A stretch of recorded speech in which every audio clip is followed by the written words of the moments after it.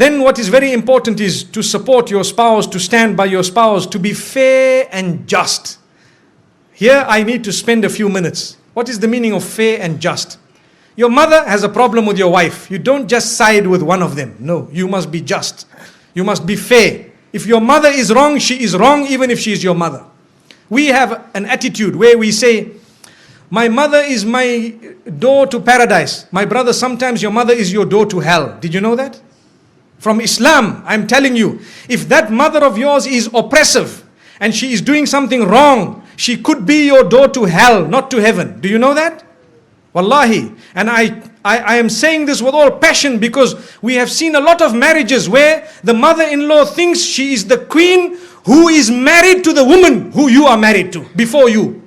And then she comes and relays all her unjust instructions which are absolutely unacceptable. And the man just sits down, that's my mother. That's my mother. That's my mother. How long are you going to keep on saying that's your mother when she is oppressing your wife?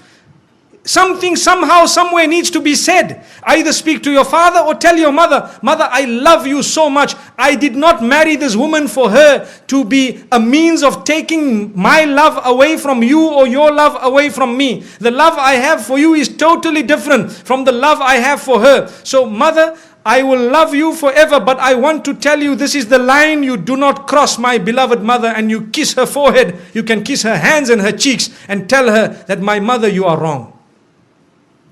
Lay it down. When you do not lay your territory, your marriage cannot work. People don't know where is my limit. They don't know. So how can your marriage work? Your mother doesn't know, your father doesn't know. Some fathers issue instructions to their daughters-in-law worse than the instruction of their own son to that wife of theirs. So what was the point? Father, why didn't you just marry this woman one time? That is not fair. You cannot just come and say, that's my daughter-in-law, I must tell her, you stand here, you go there. No, they have their life. Give them their freedom. Understand, they too need to grow in marriage to live happily ever after. It's not just you who comes and dish instructions and go out. I know this, what I've said here might be a bit bitter for some people to digest, but it is a fact of life.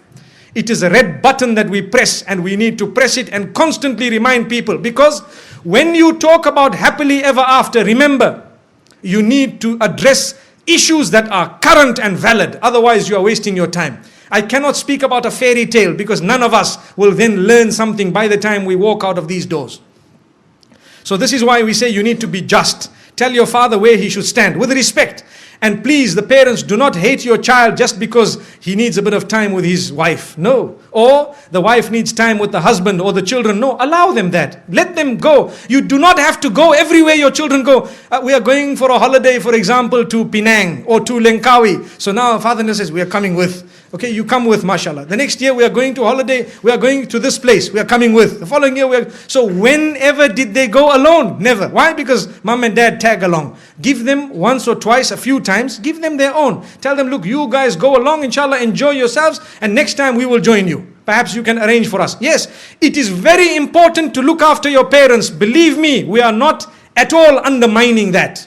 That is a rule on its own. Look after your parents, but be just when it comes to your relation with them and the relation with your spouse. Be just. Even your children. Some people, and this happens in some homes, they have more than one child. So the children begin to get children. So those children who live with them in the same home, every time we shout them, we pick on them. Why? Because they live in the same home. And when the other son's children come, because they live far away, oh, my son, where were you? What happened? These children are watching. They are seeing, look at this grandfather of mine.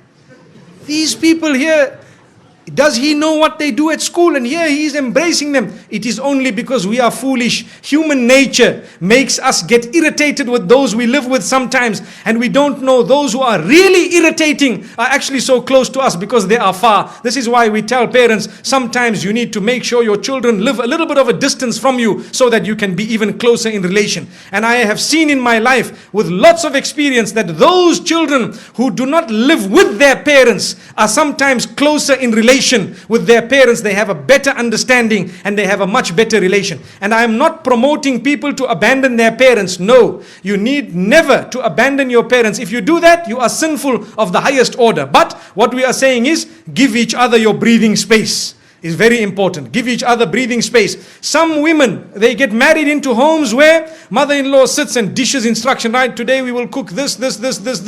I'm inviting 20 people for lunch, 40 people for supper. Tomorrow morning, 60 people for breakfast. But hang on, man. I am one daughter-in-law here.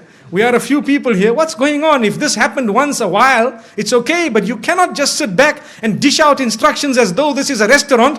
MashaAllah, if you really want, I have a friend who owns a restaurant known as Dine More down the road. Perhaps we can go there. MashaAllah. May Allah subhanahu wa ta'ala grant us goodness. I had to mention that because, there are a few restaurants we've been to here. And MashaAllah, the cuisine is something else. So my brothers and sisters, I'm just thinking of it, probably the cooks are males, not females. Remember this. When you say food is very nice, a sharp woman would say, well, that's a male cook. Which means now let's eat here every other day. May Allah subhanahu wa ta'ala grant us goodness. So the point being raised is be just, be fair, be balanced. You cannot keep it lopsided all along. Because you will have your children, they will grow up, they will get married. How do you like your daughter to be treated? Remember this. Remember, very important point.